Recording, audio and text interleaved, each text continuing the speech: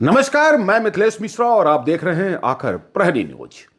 आज बिहार की राजनीति में एक बेहद अहम घटनाक्रम सामने आया। राजभवन में आयोजित सादे लेकिन गरिमामय समारोह में बिहार के राज्यपाल आरिफ मोहम्मद खान ने नरेंद्र नारायण यादव को बिहार विधानसभा के प्रोटेम स्पीकर के रूप में पद और गोपनीयता की शपथ दिला दी है। शपथ लेते ही वरिष्ठ विधायक यादव अब नई विधानसभा का संचालन, नवनिर्वाचित विधायकों का शपथ ग्रहण और अस्थायी स्पीकर के चुनाव तक सदन की पूरी कार्यवाही का नेतृत्व खुद करेंगे। इस मौके पर उप मुख्यमंत्री सम्राट चौधरी भी मौजूद रहे हैं। मंत्री विजय चौधरी और कई गणमान्य लोग मौजूद रहे हैं। सम्राट चौधरी ने यादव के लंबे, विदाग और अनुभवपूर्ण राजनीतिक करियर की खुलकर सराहना भी की और कहा कि यह पद उनकी विधायी अनुभवी का सम्मान है। अब तो सवाल उठता है, इस पूरे घटनाक्रम का राजनीतिक फायदा किसे मिलने जाएगा?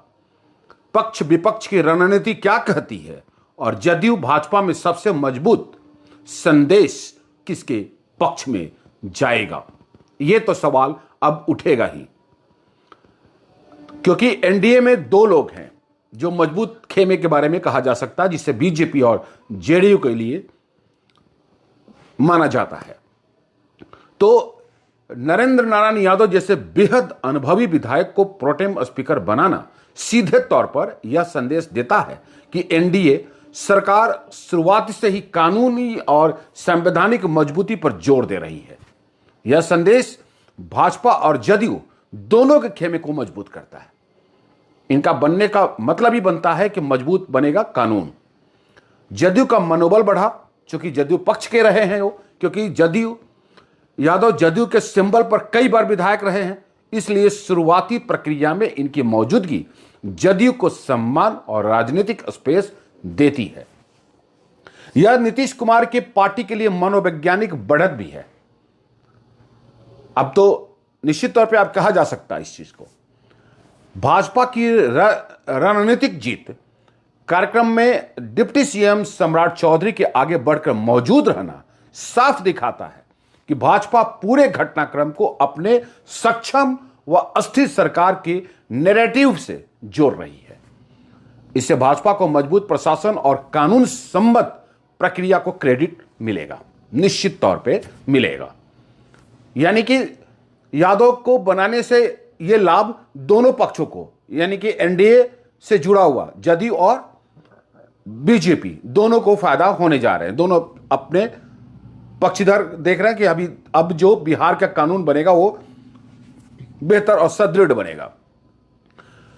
अब सबसे बड़ी बात यह होगी कि विपक्ष यह कह सकता है कि सरकार ने सदन संचालित करने के लिए एक वरिष्ठ, अनुभववान और संतुलित नेता का चुना है। यह लोकतांत्रिक परंपरा का सम्मान है।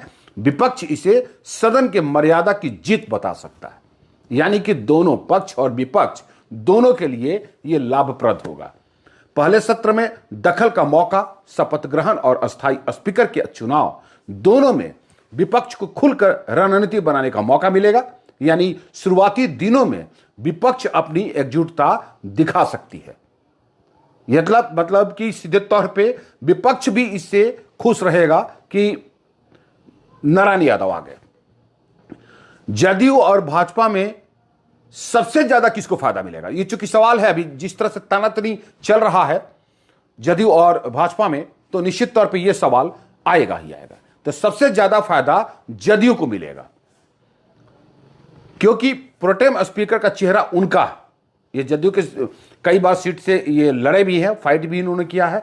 तो वरिष्ठता और अनुभव का सीधा श्रेय जदयू को दिलाएगा, जदयू को मिलेगा। इससे जदयू यह दिखा पाएगा कि अभी भी वह एनडीए का अनुभवी और अस्थिर स्तंभ है।